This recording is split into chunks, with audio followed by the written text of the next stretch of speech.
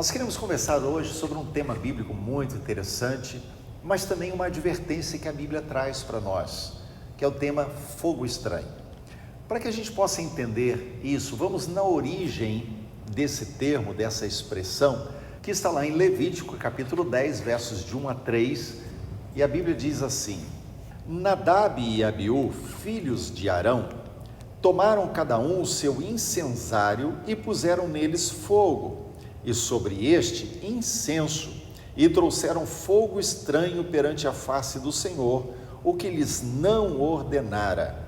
Então saiu fogo de diante do Senhor e os consumiu, e morreram perante o Senhor.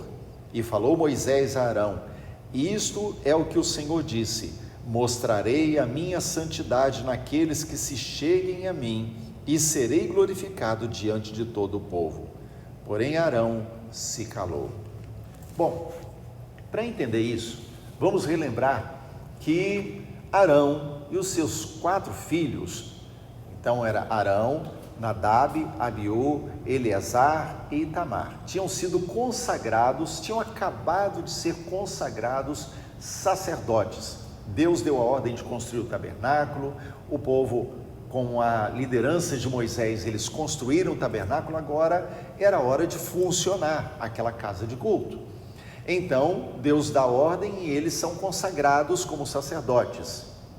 E aí, Nadab e Abiú vão e oferecem um fogo estranho. Porque aqui o texto está falando que trouxeram fogo estranho. A palavra estranho também pode ser traduzida como fogo estrangeiro. Ou seja, um fogo que veio de onde não deveria vir. Um fogo que não tinha o DNA correto, não tinha a identidade correta. Era um fogo não autorizado por Deus, porque aqui o texto está dizendo que eles trouxeram fogo estranho que Deus não ordenou. Possivelmente, vamos lembrar que esse povo tinha acabado de sair do Egito. Então Moisés estava na terra de Midian, mas Arão estava com o povo. Então, quando Arão e seus filhos são consagrados, tinha muito pouco tempo que eles tinham saído do Egito. E possivelmente, e aí eu coloco talvez, eles tenham, Nadab e Abiú, tentado usar métodos que eles aprenderam no Egito, de oferecer sacrifícios aos deuses do Egito. Eles viram isso e eles fizeram do seu jeito, e agora Deus tinha dado instrução de como o fogo do altar tinha que ser aceso, mas eles preferiram fazer do jeito deles, da forma como eles aprenderam no Egito, ou seja, um fogo estrangeiro, um fogo com DNA errado, com a identidade incorreta. Então, era algo inspirado em algo que não veio da parte de Deus. Muitas pessoas já vieram questionar, já se perguntaram, vieram trazer questões sobre uma fala de Jesus lá em Marcos capítulo 8, o verso 15, que diz assim: preveniu-os Jesus dizendo: vede, guardai-vos do fermento dos fariseus e do fermento de Herodes. Eu quero pegar aqui especificamente a expressão fermento de Herodes. Nós vamos lembrar que teve o primeiro templo construído por Salomão. Depois, quando veio a invasão da Babilônia, aquele templo foi destruído. Então, quando eles voltaram 70 anos depois, eles fizeram um novo templo, eles reconstruíram o templo, era o segundo templo. Então, quando eles fizeram esse templo, ele era bem pobre, sem a riqueza, toda aquela glória, riqueza do templo de Salomão. E aí depois, lá já para o tempo de Jesus, Herodes, ele resolveu fazer reformas e ampliações no templo que já existia em Jerusalém. Ele construiu ali o pátio dos gentios, pátio das mulheres, dos israelitas, pátio dos sacerdotes. E no final das contas, vamos entender todo o princípio. Herodes não podia fazer aquilo, ele não era judeu, ele era romano. Ele faz aquilo para agradar o povo, mas ele acaba trazendo uma mistura que era condenada por Deus, o santo do profano. Ou seja, Herodes construindo coisas no templo com a sua habilidade, seus recursos, sua autoridade romana, mas que não tinha nada a ver com os princípios que Deus havia dado para o povo na celebração de culto no templo. Então, ele está dizendo aqui, cuidado com essa mistura do santo com o profano. Vamos voltar agora para Nadab e Abiú.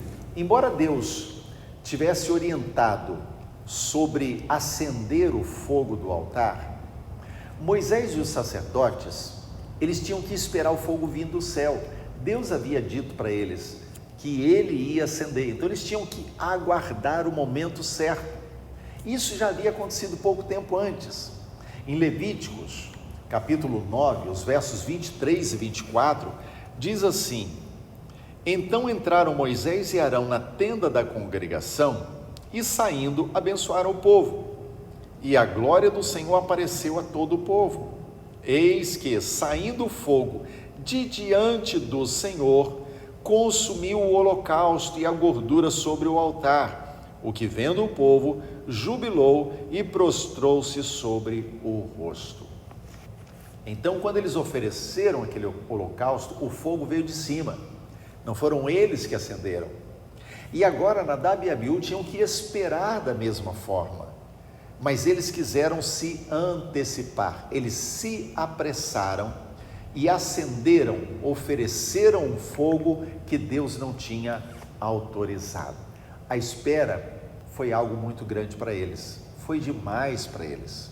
Então, Arão e Moisés, eles já conheciam, eles já tinham visto Deus fazer, mas Nadab e Abiú não souberam esperar o fogo que vinha de Deus.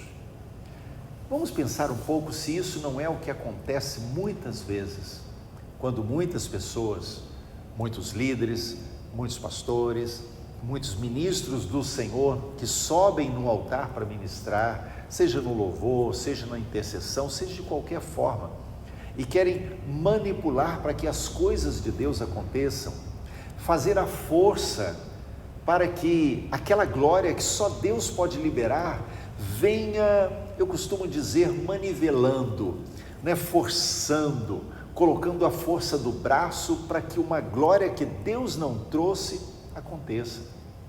Então é mais ou menos o que Nadab e Abiú fizeram. Eles queriam que a coisa acontecesse no tempo deles, do jeito deles. Por isso eles foram punidos. E muitas pessoas deixam de experimentar a verdadeira glória de Deus, porque não sabem esperar, buscar a Deus, buscar a glória de Deus, a presença de Deus, mas esperar e deixar que Deus faça do jeito dele, no tempo dele. Quando nós olhamos para esse fato, nós vemos que Deus está sempre querendo nos chamar a essa busca, a essa experiência de estar na presença dele. Quando Deus chamou Abraão, por exemplo, lá em Gênesis capítulo 12, Deus diz para Abraão: Abraão, sai da tua terra, sai da tua parentela, vem andar comigo. Deus está dizendo para ele: olha, vem comigo. Deus não mostra a terra, Deus não diz qual é o endereço, Deus não diz quanto tempo isso vai acontecer, ele diz apenas: vem para a terra que eu vou te mostrar. Então, a primeira coisa que a gente vê é: Deus é soberano, ele faz acontecer do jeito dele, no tempo dele. Se Deus quiser fazer qualquer coisa, ele vai escolher a forma e o tempo, não somos nós. Por isso, Deus valoriza a intimidade. Ele nos chama como ele chamou Abraão: vem andar comigo, não importa quanto tempo, não importa como eu vou fazer para cumprir essa promessa, o que importa é: vem andar comigo. O grande problema é que o nosso desejo de manter o controle, de manter as coisas do nosso jeito, faz a gente manipular. Então, por exemplo, lá em Gênesis capítulo 15, Deus fala com Abraão, refaz a promessa, mas Abraão está preocupado. Ele diz assim: Senhor, quando é que essas coisas vão acontecer? Então Deus manda ele dispor alguns animais e esperar. E aqueles sacrifícios que Abraão está ali colocando sobre aquela rocha, não é Abraão que vai acender o fogo vem do céu e consome. É muito interessante porque Deus faz isso para mostrar a Abraão que é ele quem faz, não é Abraão, não seria do jeito de Abraão, não é com o servo Eliezer como Abraão estava perguntando, era do jeito de Deus. Por isso Abraão ainda ia esperar muito tempo até o nascimento de Isaque, porque tinha que ser no tempo de Deus, do jeito de Deus. Então, nunca tente conquistar as coisas do seu jeito. O nosso papel é correr para os braços do Pai, é andar com Ele, gastar tempo com Deus, é tempo com Bíblia, tempo com oração, tempo com jejum, é tempo de busca e de entrega no nosso coração a Ele. O restante, soberanamente Ele vai fazer quando Ele quiser, do jeito que Ele quiser, onde Ele quiser. Então, apenas busque, apenas quebrantamento, apenas estar na presença dEle e permitir que essa intimidade produza os efeitos na sua vida como Deus deseja. Isso é tudo que Ele quer. Quando eu vejo Deus falando para o povo, a expressão que Ele usa é: como eu trouxe vocês em asas de águia e vos cheguei a mim. Deus tirou eles do Egito de uma forma extraordinária e Deus usa essa expressão dizendo: eu trouxe vocês para chegar vocês a mim. Isso é tudo que Deus quer.